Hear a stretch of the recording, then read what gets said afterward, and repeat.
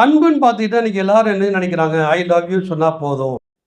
ஆனால் இங்கே வசனம் என்ன சொல்லுது பாருங்கள், கலாத்தியர் 5ஆம் அதிகாரம் 6ஆம் வசனம்.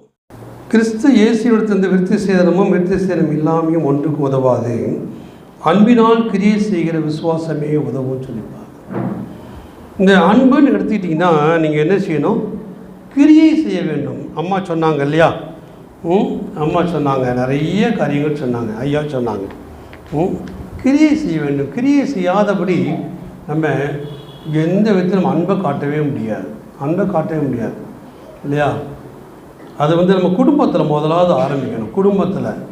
குடும்பத்தில் கணவனுக்கும் மனைவிக்கும் இருக்கிற அன்பு இருக்கு பார்த்தீங்களா, அது பாரபட்சம் இல்லாதாய் ஏற்றத்தாழ்வு இல்லாதாய் இருக்கும். அப்போ தான் அங்கே அன்பில் கிரியை இருக்குன்னு சொல்லிப்பாங்க. அம்மா சொன்னாங்க, ஐயா விட்டுட்டு போயிடுவாங்க, நான் பிள்ளைகளை வளர்க்க பாடுபட்டேன்னு. அதே மாதிரி தான் எங்கள் வாழ்க்கையும். நான் டிரான்ஸ்போர்ட் டிரைவர், என் வீட்டுக்காரம்மா CSC missionary nurse. Shift duty மாறி மாறி ஓட்டுவோம். நாங்கள் 2 பேரும் பார்த்து பேசுகிறதுக்கு 2 நாள் 3 நாள் கூட ஆகும். எல்லாம் மிக்சியில் பேப்பரில் எழுதி வச்சுட்டு போவோம். மாவாட்டி வைத்து விட்டேன், துணியை காய வைத்து மடித்து வைத்திருக்கிறேன், பிள்ளைகள் வந்தவுடனே நான் சாப்பாடு ஊட்டி விட்டேன். என்ன இப்படி தான் ஓடிட்டுருக்கோம். நான் ஷிஃப்ட்டு போனேன், அவன் ஷிஃப்ட்டு வருவான். பிள்ளைகளை நாங்கள் அநேக நாள் வீட்டிலே பூட்டி விட்டுட்டு நாங்கள் ஊழியத்துக்கு போன நாட்கள் உண்டு. என்ன கிரியை இருக்க வேண்டும். சும்மா நம்ம அன்பு பாராட்டேன்னு சொல்லிவிட்டு என்னமே செய்யாமல் இருந்தோம்னா அது அந்த கனி இருக்காதுன்னு சொல்லிப்பாங்க. சின்ன சின்ன காரியங்களாக இருக்கும், சின்ன காரியங்கள். என்ன, ஒரு தண்ணி எடுத்து கொடுக்குற காரியம், ஒரு துணி மடித்து வைக்கிற காரியம், ஒரு சாப்பாடு பிளேட் கழுவி வைக்கிற காரியம், இதுதான் அந்த கிரியை உள்ள அன்பு. என்ன, அதே மாதிரி நம்ம பிள்ளைகளையும் வளர்க்கணும். சின்ன வயசுலேருந்தே பிள்ளைகள் வளர்க்காம விட்டுட்டு அன்றைக்கி நிறைய பேரண்ட்ஸ் கஷ்டப்படுறாங்க. என்னுடைய பிள்ளைகள் 2 பிள்ளைகளுக்கும் அவங்க தான் பெட்டு மடிக்கணும், அவங்க தான் ட்ரெஸ்ஸை மடித்து வைக்கணும், அவங்க சாப்பிட்ட பிளேட் அவங்க தான் கழுவணும். ஏன்னா அந்த மாதிரி நம்ம சொல்லி கொடுத்து வைத்தோம்னா அவங்க வளர்ந்து வரும் பொழுது ஊழியத்திற்கும் அன்புக்கும் அவர்கள் இடைப்பட்டு இருப்பார்கள் சொல்லி நம்ம பார்க்கணும் இல்லையா. அந்த கிரியை இருக்க வேண்டும் சொல்லி நம்ம பார்க்கணும்.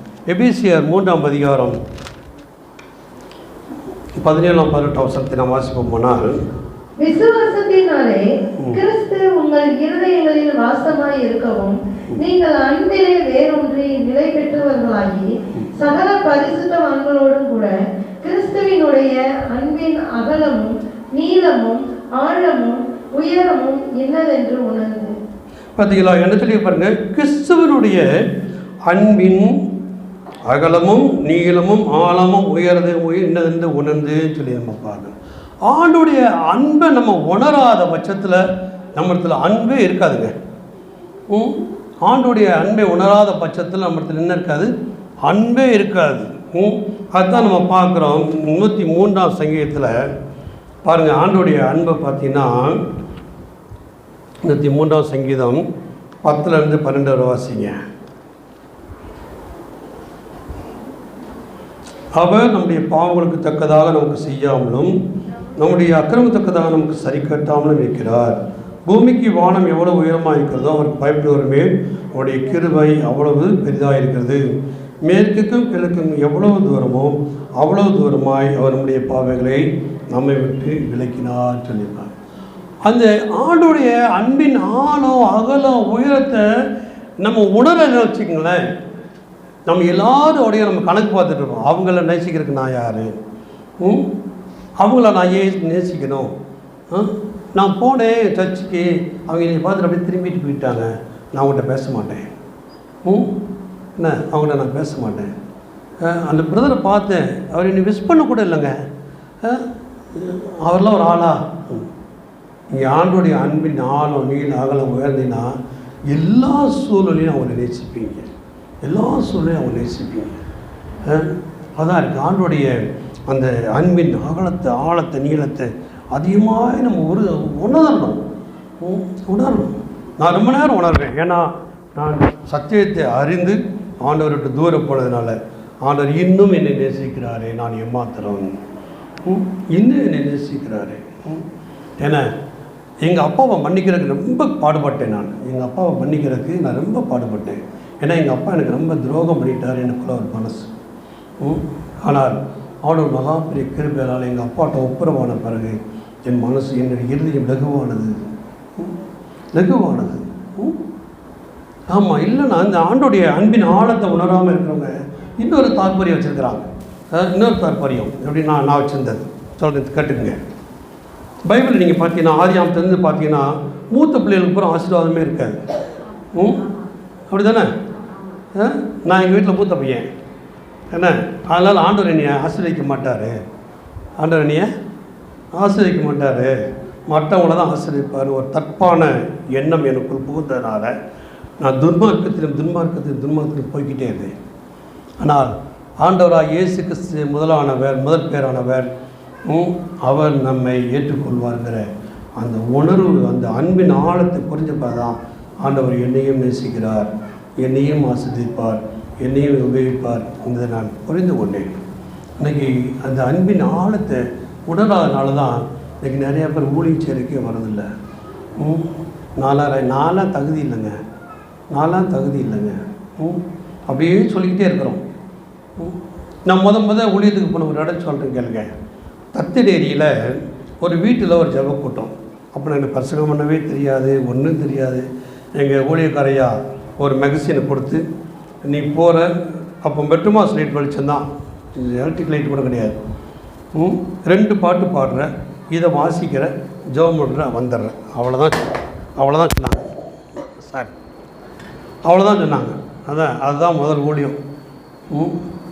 ஏன்னா அப்போ நான் போகாமல் இருந்திருப்பேனால் என் ஊழிய பாதையில் எனக்கு வழியே கிடச்சிருக்கேன். ஆகவே நமக்கு சின்ன ஊழியம், செய்கிற ஊழியங்கள். நான் பஸ்ஸில் வண்டி ஓட்டிக்கிட்டே என்ன நிறைய பையங்களுக்கு நான் சத்தியம் சொல்லியிருக்கிறேன். என் கூட வரவங்க நிறைய பேர் தெரியும். என்ன என்னை பார்த்தோடனே கர்த்தர் வண்டி, ஏன்னா என் பஸ்ஸில் ஸ்டிக்கர் ஒட்டியிருப்பேன். ஏன்னா என் பஸ்ஸுக்கு பேரே கர்த்தர் வண்டி. மொதல் நாள் கிளிப்பாங்க, நான் அடுத்த நாள் ஒட்டுவேன். என் பேக்கில் ஸ்டாக் நிறைய இருந்துகிட்டே இருக்கும். சூப்பர்வைசர்கிட்ட போய் லீவ் கேட்பேன். லீவ் கேட்டோன்னு என்ன சொல்லுவார், என்ன அலுவலியா, எங்கே அலுவலியா போட போகிறேன் அப்படிம்பார். ஏன்னா நான் லீவே எடுக்க மாட்டேன், லீவ் எடுத்தாலே முடிவு தான் எடுப்பேன். இதனால நான் அந்த ஆண்டோடைய அன்பின் ஆழத்தை உணர்ந்தோம்.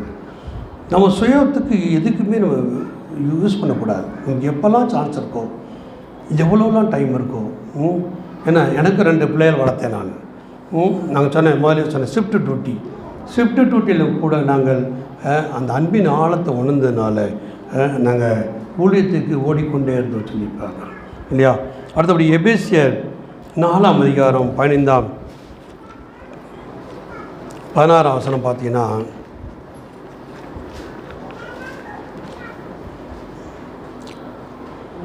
அவராலே சரீரம் முழுதும் அதற்கு உதவியாய் மன்னிக்கணும் 15 வச்சிருக்கேன் 15-16 அன்புடன் சத்தியத்தை கைக்கொண்டு தலையாகிய கிறிஸ்துவுக்குள் எல்லாவற்றிலையும் நாம் வளர்கிறவர்களாய் இருக்கும்படியாக அப்படி செய்தார். அவராலே சரீரம் முழுதும் அதற்கு உதவியாய் இருக்கிற சகல கணுக்களினாலும் இசைவாய் கூட்டி இணைக்கப்பட்டு ஒவ்வொரு அவயவமும் தன் அளவுக்கு தக்கதாய் கிரியை செய்கிறபடியே அதை அன்பினாலே தனக்கு பக்தி விருத்தி உண்டாக்குகிறதற்கு ஏதுவாக சரீர வளர்ச்சியை உண்டாக்குகிறது. இங்கே பார்த்தீங்கன்னா அந்த அன்பு என்ன செய்யுதுன்னா, நான் பக்தி விருத்தி உண்டாகுறதுக்கான சரீர வளர்ச்சியை உண்டாக்குறது சொல்லிப்பாங்க. நீங்கள் அன்பு பாராட்டிக்கிட்டே இருந்தீங்கன்னா உங்கள் சரீரத்தில் வளர்ச்சி உண்டாகும். சோர்வே இருக்காதுங்க. என்ன சோர்வு இருக்காது. ஏன்னா அதை நீங்கள் அனுபவிக்கணும். ஊழியத்துக்கு நீங்கள் கிளம்பிட்டீங்கன்னா, நீங்கள் அன்பில் கிளம்பிட்டீங்கன்னா என்ன உங்கள் சரீரம் அதுக்கு அழகாக ஒத்துழைக்கும். சரீரம் அழகாக அது நம்ம ஒத்துழைக்கும். பலவீனமே ஐயா நல்ல வயசானவங்க இன்னும் ஓடி உழைத்து கொண்டு இருக்கிறாங்க. இன்னும் அங்கே ஐயாவும் அம்மாவும் நீங்கள் சொன்னீங்கன்னா இன்னும் ஓடி உழைத்து கொண்டு இருக்கிறாங்க இல்லையா. அது நமக்கு சோர்வு இருக்கக்கூடாது. ஊழியத்துக்கு போகிறவங்களுக்கு சரீரத்தில் சோர்வு இருக்கக்கூடாது. அதுதான் அந்த அன்பின் ஆதாரம் சொல்லி பார்க்கணும். அன்பின் ஆதாரம் சொல்லி நம்ம பார்க்குறோம். அடுத்தபடியாக நம்ம வந்துடுவோம். அடுத்த கணிக்கு வந்தீங்கன்னா சந்தோஷத்துக்கு நாம் என்ன செய்ய வேண்டும்? சந்தோஷத்துக்கு நான் என்ன செய்ய வேண்டும் என்றால் நமக்கு தெரிஞ்ச வசனம் தான். பிலிப்பியர் 4ஆம் அதிகாரம் 4-7 வரை வாசிங்க. கர்த்தருக்குள் எப்பொழுதும் சந்தோஷமாய் இருங்கள் என்று மறுபடியும் சொல்லுகிறேன். உங்கள் சாந்த குணம் எல்லா மனுஷருக்கும் தெரிந்திருப்பதாக கர்த்தர் சமீபமாய் இருக்கிறார். நீங்கள் ஒன்றுக்கும் கவலைப்படாமல் எல்லாவற்றையும் குறித்து உங்கள் விண்ணப்பங்களை ஸ்தோத்திரத்தோட கூடிய ஜெபத்தினாலும் வேண்டுதலினாலும் தேவனுக்கு தெரியப்படுத்துங்கள் சொல்லிப்பாங்க. எப்பெல்லாம் நம்முடைய பிரச்சனைகளை ஆண்டவரிடத்தில் தெரியப்படுத்த பழகிவிட்டோமானால் சந்தோஷம் குறையவே குறையாதுங்க. சந்தோஷம் குறையவே குறையாது இல்லையா? நான் மூத்தவன், எனக்கு அடுத்த 6 பேர். ஏன்னா என் தலையில் அதிகமான பாரம் உண்டு, அதிகமான பாரம் உண்டு. என் மனைவி வழியில் அவள் மூத்த வாழ்க்கையில் 4 பிள்ளைகள் இல்லையா? ஆனாலும் பாரம் உண்டு, ஆனால் சந்தோஷம் குறையக்கூடாது. ஏனென்றால் நம்ம என்ன செய்யணும்? எல்லா பிரச்சனையும் அவர்கிட்ட தான் கொண்டு போகணும், அவர்கிட்ட தான் கொண்டு போகணும். அவர்கிட்ட கொண்டு போனீங்கன்னா உங்கள் சந்தோஷம் குறையவே குறையாது. ஒரு முக்கியமான சம்பவம் சொல்லுங்க. என் மகன் பிரிட்டோ ஸ்கூலில் படிச்சுட்ருக்கிறான், 12th. பிட்டு அடிச்சிட்டான்னு சொல்லி என்னை ஃபோன் பண்ணி கூப்பிட்றாரு ஹெட் மாஸ்டர். ஒரு ஆர்சி ஸ்கூல் இல்லையா? எவ்வளோ ஸ்ட்ரிக்டாக இருப்பாங்க தெரியும்ல. நேராக போனேன், நான் ஜாப் பண்ணிகிட்டே போகிறேன். ஆண்டவரே, நான் என்ன பதில் சொல்ல, நான் என்ன செய்யன்னு தெரியலையேன்னு. ஹெட் மாஸ்டர் ஒரு கீழே உட்காந்துருக்கான். நான் போகிறேன், உங்கள் பையன் பிட்டு அடித்து நான் பிடிச்சிட்டேன், டிசி கொடுத்து உங்களை அனுப்ப போகிறேன் அப்படின்னாரு. தேங்க்யூ சார், நீங்கள் உடனே டிசி கொடுத்து அனுப்புங்க, அவன் செஞ்ச தப்புக்கு தண்டனை கொடுத்து தான் ஆகணும் அப்படின்னு. அப்புறம் சொன்னேன், சார் இந்த ஒரு தடவை மன்னிங்க சார், ப்ளீஸ் சார், எக்ஸ்கியூஸ் கொடுங்க சார் அப்படின்னு. அவர் அப்படியே இறங்கிட்டார். எவ்வளோ கோபம் வந்தார் தெரியுமா? இவ்வளோ கோபமாக இருந்தார், அப்படியே இறங்கிட்டார். அது இறங்குனதோடு இல்லாமல் அவன் Tamil Nadu team basketball team player. நான் டிசம்பரில் தான் அவன் எக்ஸ்கியூஸ் கேட்டு வந்திருக்கிறேன். ஏன்னா ஜனவரியில் அவனுக்கு மேட்ச்சுக்கு போகணும், அவர் விட மாட்டேங்கிறாரு. என் மகன் வீட்டில் உட்காந்து அடம் படிக்கிறேன், நான் ஸ்கூலுக்கு போக மாட்டேன், நான் ஸ்கூலுக்கு போக மாட்டேன், நான் மேட்ச்சுக்கு போவேன். என்ன செய்வீங்க? ஜாப் பண்ணிவிட்டு நான் நேராக ஹெட் மாஸ்டருக்கு போனேன். அவர் மேட்ச்சுக்கு அனுப்ப முடியாது சார், ப்ளீஸ் சார் அப்படின்னு. என் மகன் ஃபெயில் ஆனால் நான் பொறுப்பு எழுதி கொடுங்கன்னாரு. எழுதி கொடுத்தேன். என் மகன் ஃபெயில் ஆனால் நான் தான் பொறுப்பு, மேட்ச்சுக்கு அனுப்புவேன்னு. ஆனால் ஆண்டோடைய கிருபையில் போயிட்டு வந்தான். என்ன ஜனவரியில் போனான், பிப்ரவரி லாஸ்ட்டில் வந்தான். நல்லா உட்காந்து படித்து 65% மார்க் எடுத்தான். அடுத்து ஆண்டோடைய கிருபையினால் அவனுக்கு ஸ்போர்ட்ஸ் கோட்டாவில் 4 வருஷம் இன்ஜினியரிங் முடித்தான். ஏன்னா ஆண்டவர் நிறைய காரியங்கள் நீ பார்த்தீங்கன்னா, நமக்கு இங்கே பார்த்தீங்கன்னா உலகத்தில் சந்தோஷத்தை கெடுக்கிறதுக்கு அநேக காரியங்கள் உண்டு. ஆனாலும் கூட நம்ம என்ன செய்யக்கூடாதா? ஒன்றுக்கும் கவலைப்படக்கூடாது. எனக்கு இந்த ஃபைனல் கார்டு எலும்பு தேஞ்சு ஒரு 20 வருஷம் ஆச்சு. டாக்டர் அட்வைஸ் படி நான் பஸ் ஓட்டக்கூடாது, 2 வீலர் ஓட்டக்கூடாது. நான் இன்றைக்கி வர 2 வீலர் ஓட்டிகிட்ருக்கேன், கார் ஓட்டிகிட்ருக்கிறேன். என்ன எனக்கு ஒரு நல்ல டாக்டர் சொல்லி கொடுத்தார், வியாதியை மறந்து பழகிருங்க, வலியை தாங்கி பழகிருங்கன்னார். வலியை தாங்கி பழகிட்டேன்னா நமக்கு கவலையே இருக்காது, நம்ம சந்தோஷத்தை கெடுக்காது. இன்றைக்கி நீங்கள் பார்த்தீங்கன்னா குடும்பத்தில் சந்தோஷத்தை கெடுக்கிறதுக்கு நிறைய காரியங்கள், சின்ன காரியங்கள். ஏன்னா அவங்களுக்கு ஜெபம் பண்ண தெரியல. உடனே ஜெபம் பண்ணணும். ஆண்டவர் எனக்கு இந்த பிரச்சனையை தீர்த்தாங்க, எனக்கு உடனே தீர்த்தாங்க. இன்னொரு முக்கியமான காரியம் நீங்கள் பாருங்கள், 2 சாமுவேல் 7ஆம் அதிகாரம் 18ஆம் வசனம்.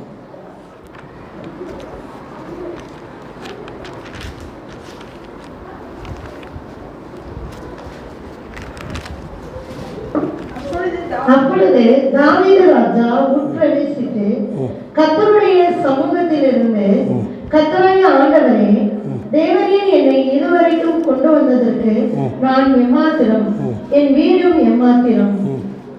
இங்கே பார்த்தீங்களா, தாவீது ராஜா எவ்வளோ பெரிய ஆள். அவன் எவ்வளோ சொல்கிறான் பாருங்க, நான் எம்மாத்திரம், என் வீடு எம்மாத்திரம்னு சொல்லியிருப்பாங்க. இன்றைக்கி நமக்குள்ள சந்தோஷத்தை கெடுக்கிறது என்னென்னா, நான் பெரிய ஆளுங்க, என்னை விட்டு ஆள் இல்லைங்க, அவங்களுக்கு நான் என்ன குறைஞ்சாலா, இந்த மாதிரி நம்ம நினைக்கிறதுனாலங்க நம்ம சந்தோஷமே குறைஞ்சி போகுது. நான் ஏமாத்துறோம், என் வீடு ஏமாத்துறோம், இம்மட்டும் நீங்கள் நடத்திருக்கீங்க ஆண்டவரே, இம்மட்டும் நடத்திருக்கிறீங்க, அதனால் நான் ஏமாத்துறோம். அந்த நினைப்பு நமக்குள்ளே வந்துருச்சுன்னு வைங்களேன், நம்ம சந்தோஷத்தை யாராலையும் கெடுக்கவே முடியாதுன்னு சொல்லிப்பா. யாராலையும் கெடுக்க முடியாது. நம்மளை மேலே தூக்கிக்கிட்டு ஆண்டவரை கீழே கொண்டு வந்தோம்னா நம்மளுக்கு சந்தோஷம் போயிடும். சந்தோஷம் நிச்சயமாக போயிடும் இல்லையா? அதனால் நான் என்ன சொல்லுவேன், நீங்கள் யாரோடையும் கம்பேர் பண்ணாதீங்க. அவங்க அப்படி இருக்காங்க, இவங்க எப்படி இருக்காங்க, அவங்களோட நான் மோஸ்ட் இவங்களோட கம்பேர் பண்ணேன். ஆண்டவர் நமக்கு தேவையானதை தேவையான நேரத்தில் தந்து கொண்டே இருக்கிறார், தந்து கொண்டே இருக்கிறார். என்ன அந்த ஒரு சாட்சி நான் சொல்லணுன்னா, என் மகன் 6 அடி ஹைட்டு, 6 அடி என்னையோட ஹைட்டாக இருப்பான். அவனுக்கு ஷூ இங்கே கிடைக்காது, நம்ம இந்தியன் ஷூ கிடைக்காது. யூகே 14 சைஸ் தான் வேணும். 2 ஷூ ஃபாரின்லேருந்து வந்துச்சு. நீங்கள் ஆச்சரியப்பட்டீங்க, ஒரு பைசா செலவு இல்லாமல். ஒரு தடவை எங்கள் மாமா லண்டன் போனாங்க. நான் சொன்னேன், பேரனுக்கு ஒரு ஷூ வாங்கி கொண்டாங்கன்னு. வாங்கிட்டு வந்தாங்க. அடுத்த தடவை ஷூ எப்படின்னா, மிஷினாபத்திரிக்கு ஒரு அமெரிக்கன் சோசியல் ஒர்க்கர் வந்திருந்தார். அப்போ என் வீட்டுக்கு தான் உங்களுக்கு டிரான்ஸ்லேட்டர், இங்கிலீஷ் டிரான்ஸ்லேட் பண்ணிட்டு இருந்தா. If you want any help பண்ணோன்னே, I want UK 14 sports shoe. இவ்வளோ தாங்க கேட்டா. அமெரிக்காவிலேருந்து ஸ்ரீலங்கா போய் ஸ்ரீலங்காவில் மதுரைக்கு வந்துச்சு. இதை நீங்கள் பார்த்தீங்கன்னா, அது நம்ம ஆண்டுடைய கிருபையை நாம் உணர்ந்தால் தான் தெரியும்.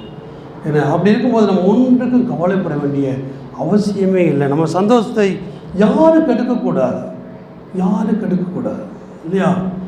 ஏனென்றால் பாஸ்டர் சொன்ன மாதிரி எலியாவுக்கு காக்கா சாப்பாடு கொடுத்துச்சு. நம்ம கொடுக்க மாட்டாரா?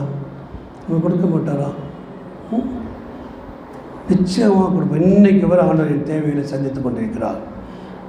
2 பிள்ளைகள் வளர்த்துருக்கிறேன், 2 பிள்ளைகள் திருமணம் பண்ணி கொடுத்துருக்குறேன், 4 பேரை வைத்திருக்கிறாங்க, ஒரு குறைவில்லை. நான் எம்மாத்திரம், என் வீடு எம்மாத்திரம் நினச்சோன்னா நம்ம சந்தோஷத்தை குறைக்கவே முடியாதுன்னு சொல்லியிருக்காங்க. அடுத்து சமாதானத்தை குறித்து நாம் பார்ப்போமானால், நமக்கு சமாதானம் நிச்சயமாக வேண்டும் என்று நாம் பார்க்கிறோம். லூக்கா எழுதின சுவிசேஷம் 1ஆம் அதிகாரம் 78ஆம் 79ஆம் வசனம்.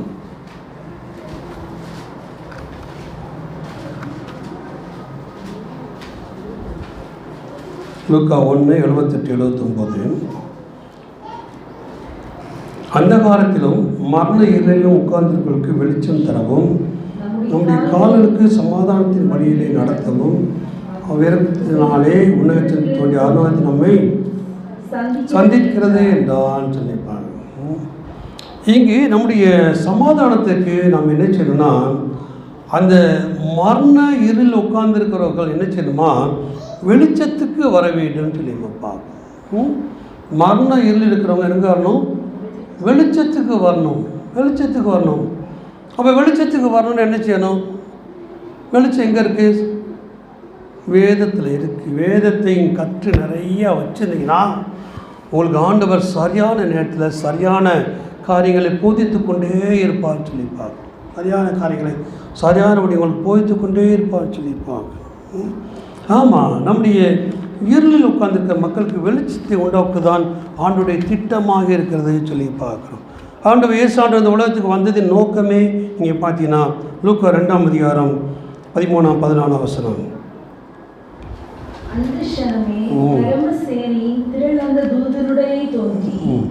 உன்னதத்தில் இருக்கிற தேவனுக்கு மகிமையும் பூமியிலே சமாதானமும் மனுஷர் மேல் பிரியமும் உண்டாவதாக என்று சொல்லி தேவனை துதித்தார்கள். பார்த்தீங்களா என்ன செய்யணுமா? பூமியிலே சமாதானம். ஆண்டவருக்கு இன்னொரு பேர் எனக்கு சமாதான காரணர், சமாதான பிரபு.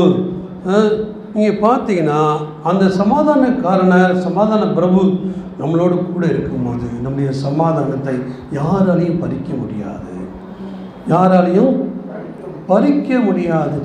சூழ்நிலைகள் நம்மளை ரொம்ப அப்படியே டைட்டாக்கும். என்னென்னா நீங்கள் நம்ம சமாதானத்துக்கு ரொம்ப யார் தெரியுமா? முதலாவது நம்ம குடும்பத்தில் இருக்கவங்க, அப்புறம் உறவினர்கள், அப்புறம் பக்கத்து வீட்டுக்காரங்க, கூட வேலை பார்க்குறவங்க எல்லாம் நம்ம சமாதானத்தை கெடுப்பதற்கு ஆயத்தமாக இருப்பாங்க. ஆமாம், ஆனாலும் கூட ஆண்டவர் நமக்கு சமாதானத்தை கொடுக்க வந்தார் என்பதை நாம் நம்பி இருப்போமானால், அதை அனுபவித்திருப்போமானால் நம்ம சமாதானத்தை யாரும் கெடுக்க முடியாது. என்னுடைய டிரான்ஸ்போர்ட் டியூட்டியில் எவ்வளோ பாடு இருக்குன்னு உங்களுக்கு தெரியுமா தெரியல, எனக்கு தெரியும். லீவு கிடைக்க வேண்டியது லீவு கிடைக்காது. ஏன்னா லீவு கிடைக்க வேண்டியது லீவு கிடைக்காது. முக்கியமான நேரம் ஊழியத்துக்கு ரொம்ப அவசியமாக இருப்பேன். நான் எங்கள் சர்ச் ஊழியத்தில் நான் என்ன பண்ண கிச்சன் ஒர்க் பார்ப்பேன். அடுத்து இந்த ஆர்கனைசேஷன் ஒர்க் பார்ப்பேன். மேடையில் போய் பிரசங்கம் பண்ண மாட்டேன். என்ன அந்த நேரம் லீவே கிடைக்காது. என்ன ஆண்டவர் சரியான ஞானத்தோடு வழி நடத்துவார்.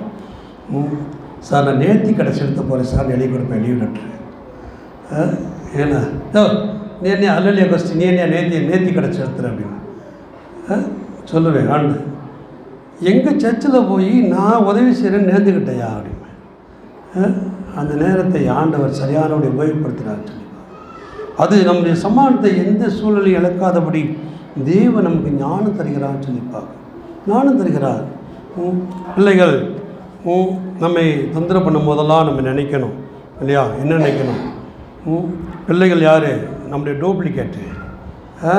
நம்ம டூப்ளிகேட்டு. நம்ம பலவத்தை வந்த மாதிரி பிள்ளைகள்லாம் நரத்தை வந்த மாதிரி நினைக்கக்கூடாது. நம்ம டூப்ளிகேட் நம்ம பிள்ளைகள். அப்போ பிள்ளைகள் என்னெல்லாம் தப்பு பண்ணுறாங்களோ அவங்க நம்மளை திருப்பி ஞாபகப்படுத்துகிறாங்கன்னு அர்த்தம். அப்போ பிள்ளைகளுக்காக ஜெபம் பண்ணணும், நாம் அவர்களுக்காக ஜெபம் பண்ணணும். என்ன அதுதான் நம்முடைய சமாதானத்தை கெடுக்காத நேரங்கள்.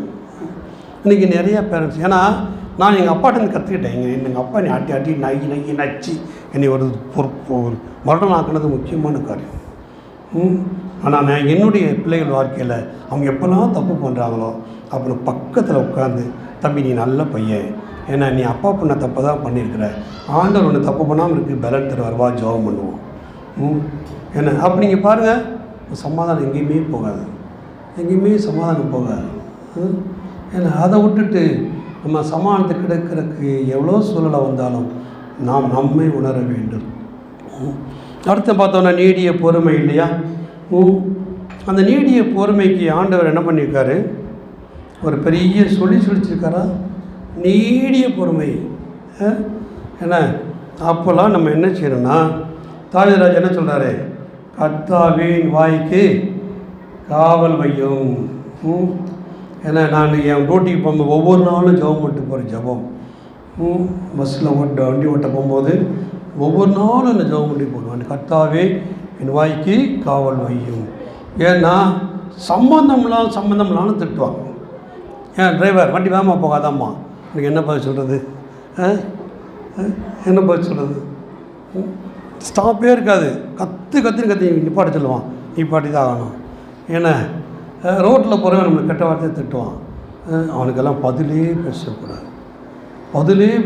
நீடிய பொறுமைனா என்னென்ன வாய் எதுக்கி மூடிக்கணும். அதான் நம்ம கெட்டிக்காரத்தனம் இல்லையா? ஆண்டவர் நம்ம மேலே எப்படி நீடிய பொறுமையாக இருக்கிறான்னு சொல்லி நீங்கள் பார்த்தீங்கன்னா, ஏசாயா 48ஆம் அதிகாரம், ஏசாயா 48ஆம் அதிகாரம் 8ஆம் 9ஆம் வசனம். நீ கேள்விப்படவும் இல்லை, அறியவும் இல்லை, ஆதி முதல் உன் செவி திறந்திருக்கவும் இல்லை. நீ துரோகம் பண்ணுவாய் என்பதையும் தாயின் கற்பம் தொடங்கி நீ மீறுகிறவன் என்று பெயர் பெற்றதையும் அறிந்திருக்கிறேன். என் நாமத்தின் நிமித்தம் என் கோபத்தை நிறுத்தி வைத்தேன், உன்னை சங்கரிக்காதபடிக்கு நான் என் புகழ்ச்சி நிமித்தம் உன்மேல் பொறுமையாய் இருப்பேன். ஆண்டவர் பத்திங்களா? ஆண்டவர் நம்மளை பற்றி நல்லா தெரிஞ்சு வச்சிருக்கிறார். நல்லா தெரிஞ்சு வச்சுக்கிறார். தாயின் கற்பம் தொடங்கி நீ மீறுகிறவன் என்றும் பெயர் பெற்று அறிந்திருக்கிறேன், நாம் நிமித்தம் என் கோபத்தை நிறுத்தி வைத்தேன் சொல்லியிருக்கிறார் இல்லையா? ஆண்டவர் நம்ம மேலே கோபத்தை நிறுத்தி வச்சிருக்கும் போது நம்ம கோபத்தை நிறுத்தணுமா வேண்டாமா? நமக்கு கோபம் வரும்போது நம்ம நிறுத்தணுமா வேண்டாமா?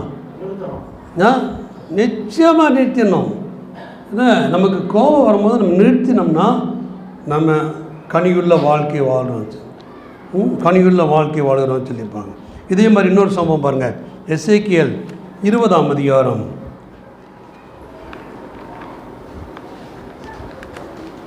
15 17 வரை வாசிங்க.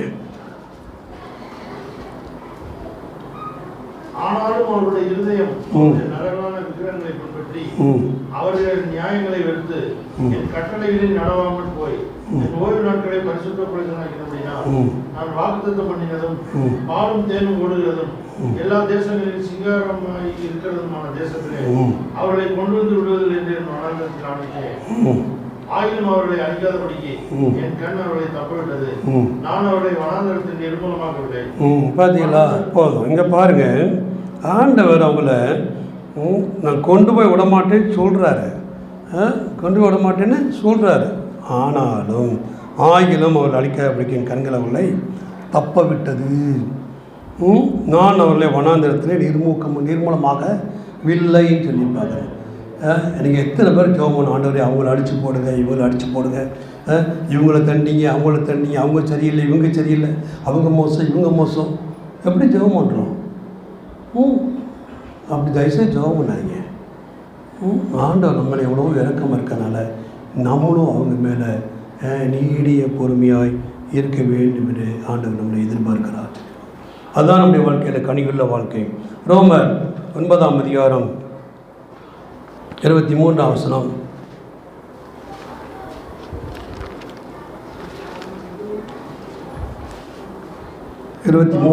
தாம் மகிமைக்காக எத்தனமாக்கின கிருபா பாத்திரங்கள் மேல் நம்முடைய மகிமையின் ஐஸ்வர்யத்தை தெரியப்படுத்தும் சித்தமாய் அழைப்புக்கு எத்தனமாக்கப்பட்ட கோபாக்கினை பாத்திரங்கள் மேல் மிகவும் நீடிய சாந்தத்தோட பொறுமையா இருந்தாரானால் உனக்கு என்ன? ஆண்டவர் கேட்கிறார் பாருங்க, அழிவுக்கு எத்தனமாக்கப்பட்ட கோபாக்கினைக்கு பாத்திரங்களின் மேல் மிகவும் நீடிய சாந்தத்தோடைய பொறுமையாக இருந்தாரானால் உனக்கு என்ன? ஆண்டவர் பொறுமையாக இருக்காருயா, நீ ஏன் கோபப்படுற? ஆண்டவர் பொறுமையாக இருக்கார் எல்லாரும் மேலேயும். இன்றைக்கி நம்ம என்ன செய்கிறோம்? அந்த கவர்மெண்ட்டு மோசம், இந்த கவர்மெண்ட் மோசம், அந்த தலைவர் மோசம், இந்த தலைவர் மோசம், அவங்க எப்படி, இவங்க எப்படி, அந்த ஊழியக்காரங்க அப்படி, இந்த ஊழியக்காரங்க எப்படி. தயவுசெய்து அப்படி சொல்லாதீங்க. ஆண்டவர் பொறுமையாக இருக்கார், ஆண்டவர் பொறுமையாக இருக்கார். நான் சின்ன வயசில் எங்கள் வீட்டுக்கு நிறைய ஊழியக்காரங்க வருவாங்க. அப்போ எங்கள் குடும்பம் ரொம்ப கஷ்டமான குடும்பம்.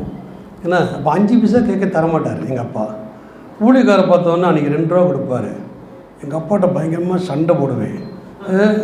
அந்த ஊழியக்காரனை பார்த்து குறையாக சொல்லுவேன், அவங்க அப்படி பண்ணுறாங்க, இப்படி பண்ணுறாங்க, அது செய்கிறாங்க, அவங்கள போய் காசு தரங்கலேன்னு. எங்கள் அப்பா என்ன சொல்லுவாங்க தெரியுமா? டே அவங்க ஆண்டோட்ட பரலோகத்தில் போய் கணக்கு கொடுப்பாங்கடா, நீ அவங்களுக்கு நியாயம் தீர்க்காதடாமா. ஏன்னா அதனால் ஆண்டவர் எல்லாருமே நீடிய பாத்திரமாக இருக்கிறதுனால நம்ம அவங்கள பற்றி நம்ம கவலைப்பட வேண்டிய அவசியம் இல்லைன்னு சொல்லிப்பாங்க. அவசியம் இல்லை என்று நாம் பார்க்கிறோம். அடுத்து பாருங்கள், 2 பேதுரு 3ஆம் அதிகாரம் 9ஆம் வசனம்.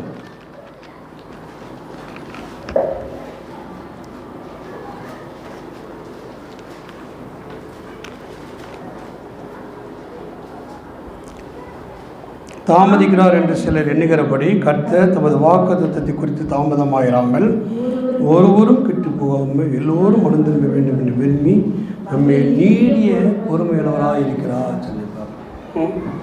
ஆண்டவர் நம்ம ஒவ்வொரு மேலும் நீடிய பொறுமையுள்ளவராக இருக்கிறார். ஆகவே நாமும் மற்றொரு மேலே பொறுமையாக இருக்க வேண்டும், பொறுமையாக இருக்க வேண்டும் சொல்லி.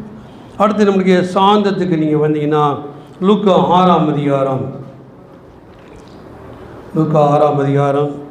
28-29 வசனம் வாசிங்க.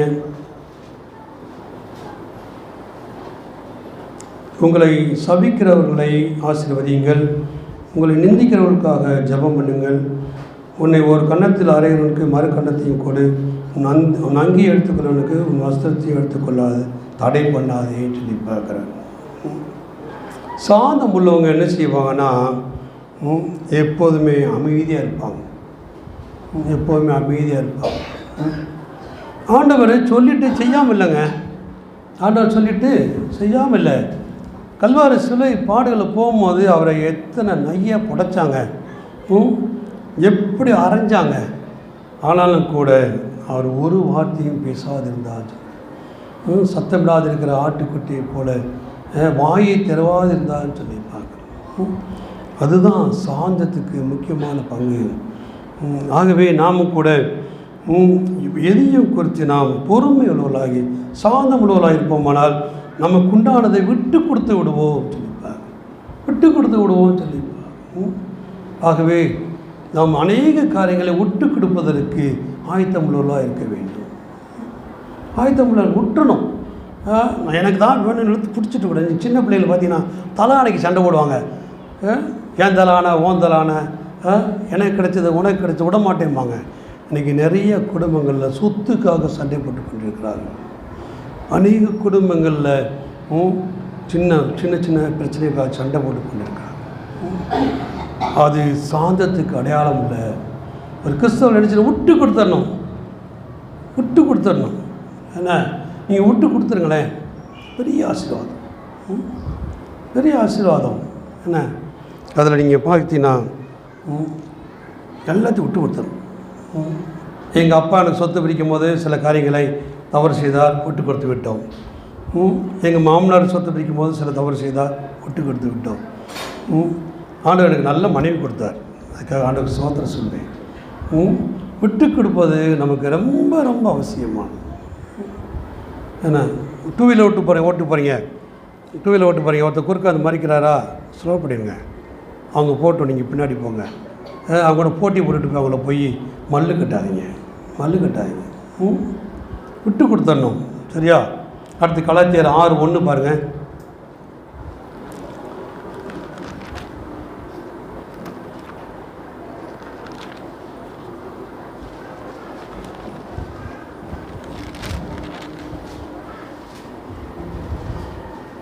சகோதரரே, ஒருவன் யாதொரு குற்றத்தில் அகப்பட்டால் ஆவிக்குரியவர்களாகிய நீங்கள் சாந்தமுள்ள ஆவியோட அப்படிப்பட்டவனை சீர்விழுந்த பண்ணுங்கள். நீயும் சோதிக்கப்படாதபடிக்கு உன்னை குறித்து எச்சரிக்கையாயிரு.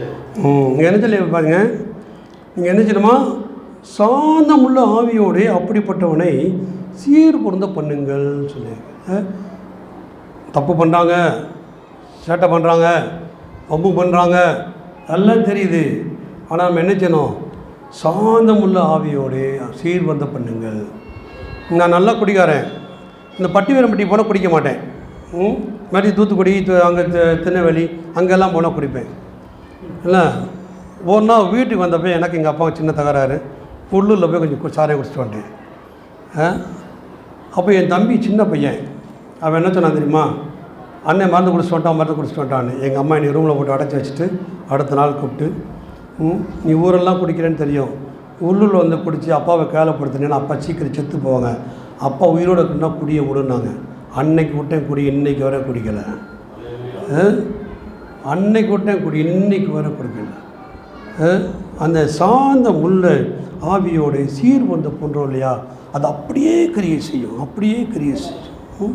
2 தீமோத்தேயு 2ஆம் அதிகாரம் 26ஆம் வசனம்.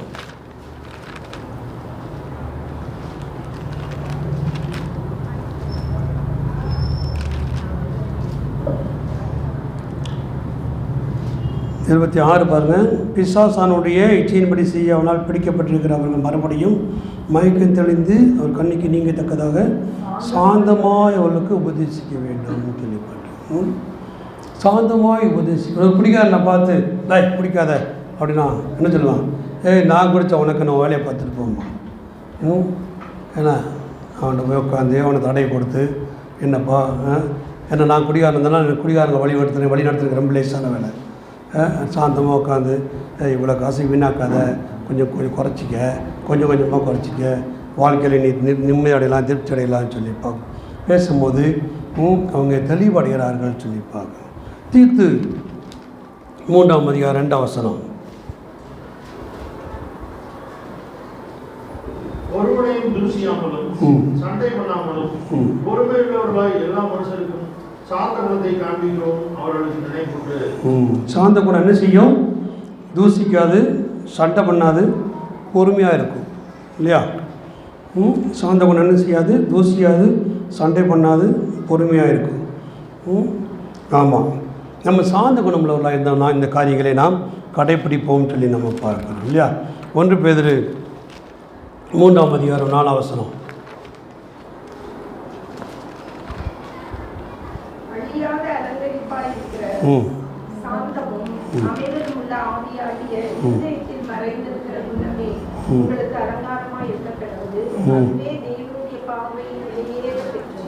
என்ன பண்ணிக்க பாருங்க, சாந்த குணம் எப்படி இருக்கான், தேவனுடைய பார்வையில் விலையேறப்பட்டது, அது உங்களுடைய அலங்காரமாக இருக்குன்னு சொல்லி நம்ம பார்க்கணும். இவ்வளோ அலங்காரமாக இருக்குன்னு சொல்லியிருப்பாங்க. நான் ஒரு காலத்தில் பயங்கரமான கோபக்காரன், சண்டைக்காரன். ஆனால் நீங்கள் அப்படியே நீங்கள் பார்த்தீங்கன்னா என் லைஃப் அப்படியே மாறிடுச்சு. அப்படியே லைஃப் மாறிடுச்சு. நம்ம கோபமே வராதா அப்படிமாங்க, வராது. கோபமே வராதா, வராது. என்ன ஒரு இடம் ஒரு மேனேஜர் கூப்பிட்டு என்னையை திட்டி முடித்தார். திட்டி முடிச்சுப்போ அப்படியே நான் வந்துட்டேன். அடுத்த நாள் கூப்பிட்டு கேட்குறாரு, அவ்வளோ திட்டினே நீ ஒன்றும் பதிலே பேசுகிறேங்க. சார் அந்த நேரம் பேசுனா உங்களுக்கு எடுக்காது சார், நீங்கள் திட்டினது நான் செஞ்ச தப்புகளை வேறு யாரோ பண்ண தப்புக்கு நீ திட்டினீங்க அப்படின்னு. நான் பதிலுக்கு பதில் பேசியிருந்தேன்னா அன்றைக்கி அவருக்கு எனக்கு வாக்குவாதம் வந்திருக்கும் இல்லையா? அதனால் நாம் அதிக ஜாக்கிரதை ஆகிக்க வேண்டும் சொல்லி பார்க்கணும். அடுத்து கடைசியாக நான் ஒரே ஒரு சம்பவத்தை முடிக்கிறேன். எச்சி அடக்கத்தை பார்ப்போம்னா நீதிமொழிகள் 21ஆம் அதிகாரம் 17ஆம் வசனம்.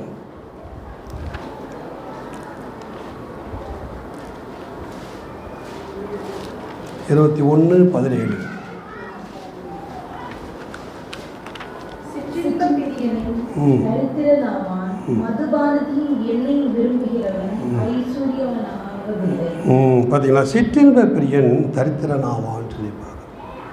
இச்சை அடக்கம் இல்லாமல் இன்றைக்கி என்ன செய்யணும்னா நினச்ச இடத்துல நினச்செல்லாம் போய் சாப்பிட்றோம். நம்ம சிற்றின்ப பிரியனை போய் தண்ணி அடிக்கிறதில்ல, கல்யாணம் பண்ணுறதில்ல. ஆனால் என்ன செய்கிறோம், தேவையில்லாமல் செலவழிக்கிறோம். இப்போ நல்லா இந்த வட்டியில் கொண்டு வந்து நிறைய திங்ஸ் கொடுக்குறாங்க தவணைக்கு. தேவையில்லாமல் வாங்கி சேர்த்துக்கிட்டே இருக்காங்க. பக்கத்து வீட்டில் ஒருத்தரை பார்த்தா அவங்க அழகாக பேசுவாங்க, சார் நீங்கள் வாரம் 10 ரூபா கொடுத்தா போதும் சார், இந்த கட்டில் தூக்கிங்க சார்மா. ஏன்னா வாரம் 10 ரூபா கொடுத்தா போதும் சார், இந்த கட்டில் தூக்கிது. 2 வாரம் கொடுப்போம், 3 வாரம் கொடுக்க காசு இருக்காது, வாசல் என்ன திட்டுவான். அது மாதிரி சிற்றின்ப பெரியர்கள் தரித்திரர் ஆவார்கள் சொல்லிப்பாங்க. இச்சை அடக்கம்னா நம்ம என்ன சொல்லணும், எது தேவையோ எது அவசியமோ அதை மட்டும்தான் நம்ம வாங்கணும், அதை மட்டும்தான் யூஸ் பண்ணணும். இல்லைன்னா நம்முடைய வாழ்க்கையில் தரித்திரம் வந்துடும் சொல்லிப்பாங்க. அடுத்து நீங்கள் பார்த்தீங்க நீதிமொழிகள் 25:16 பாருங்கள்.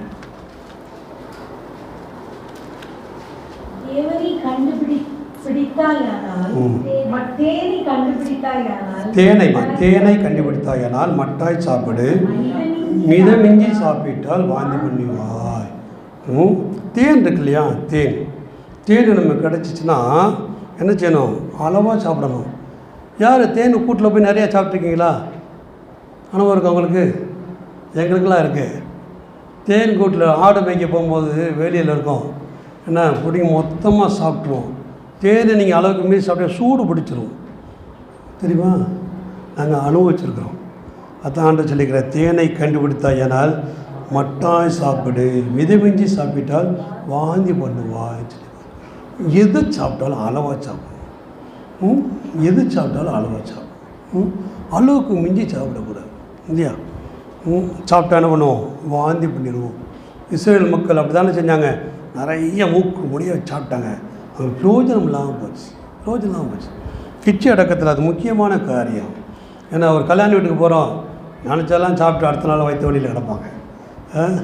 நினச்செல்லாம் சாப்பிட்டுட்டு அடுத்த நாள் வயிற்று வழியில் இருப்பாங்க. தேவையானது மட்டும் சாப்பிடணும். இதை பார்த்து கொள்ளுங்கள். அப்போஸ்தலர் 24:25 பார்த்தோன்னா,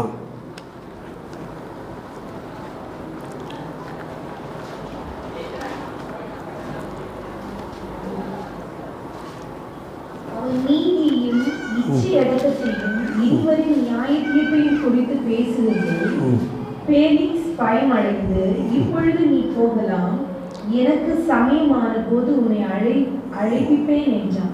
இன்னைக்கு பார்த்தீங்கன்னா நிறைய பேர்த்துக்கு நீங்கள் போதிச்சிங்கன்னா, அப்பா நிறுத்தப்பா, நான் அப்புறம் கேட்டுக்கிறேன், நிறுத்தப்பா நீ பேச பண்ணது போதும், நான் அப்புறம் கேட்டுக்கிறேன். நீ அப்படி தான் செஞ்சான். அவனுக்கு சில காரியங்களை போதித்த போது அவன் ஏற்றுக்கொள்ள மனமில்லாத இருந்தான்னு சொல்லிப்பாங்க. நம்முடைய வாழ்க்கையில் கூட அந்த மாதிரி இல்லாதபடி நாம் நம்மை பாதுகாத்து கொள்ள வேண்டும் சொல்லியிருப்பாங்க. அடுத்து நீங்கள் பார்த்தீங்கன்னா 2 பேதுரு 1ஆம் அதிகாரம்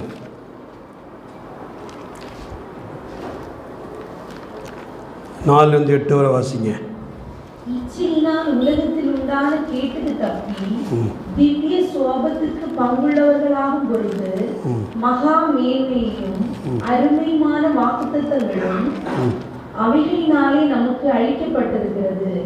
இப்படி இருக்க நீங்கள் அதிக ஜாக்கிரதை உள்ளவர்களாய் உங்கள் விசுவாசத்தோட தைரியத்தையும், தைரியத்தோட ஞானத்தையும், ஞானத்தோட இச்சை அடக்கத்தையும், இச்சை அடக்கத்தோட பொறுமையையும், பொறுமையோட தேவ பக்தியையும், தேவ பக்தியோட சகோதர சிநேகத்தையும், சகோதர சிநேகத்தோட அன்பையும் கூட்டி வழங்குங்கள். இவைகள் உங்களுக்கு உண்டாயிருந்து பெருகினால் உங்களை நம்முடைய கர்த்தராகிய இயேசு கிறிஸ்துவை அறிகிற அறிவிலே வீணரும் கனியற்றவர்களுமாய் இருக்க ஒட்டாது. தெரிஞ்சுக்கிட்டோமா? கனியுள்ள வாழ்க்கைக்கு இந்த காரியங்களை நாம் கடைப்பிடித்தோம்னால் நம்முடைய வாழ்க்கை கனியற்றவர்களாக இருக்க முடியாது. நம்முடைய வாழ்க்கை கனியற்றவர்களாக இருக்க முடியாதுன்னு சொல்லி பார்க்கணும்.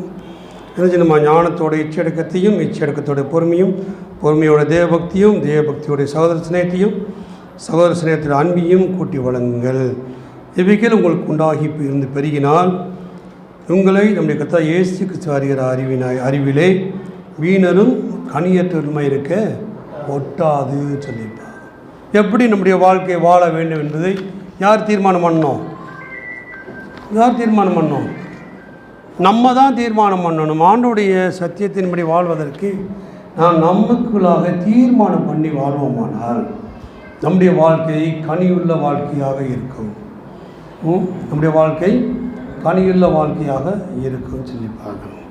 சும்மா கனி வேணும் கனி வேணும்ன்ட்டு நம்ம இஷ்டம் போல் வாழ்ந்துட்டு கனியற்ற வாழ்க்கை வாழ்ந்தோம்னா நமக்கும் நம்முடைய குடும்பத்திற்கும் நம்முடைய சபைக்கும் மற்றவர்களுக்கும் ஆசீர்வாதமாக இருப்பதற்கு பதிலாக நாம் அவர்களுக்கு இடையூறாக மாறிவிடுவோம்.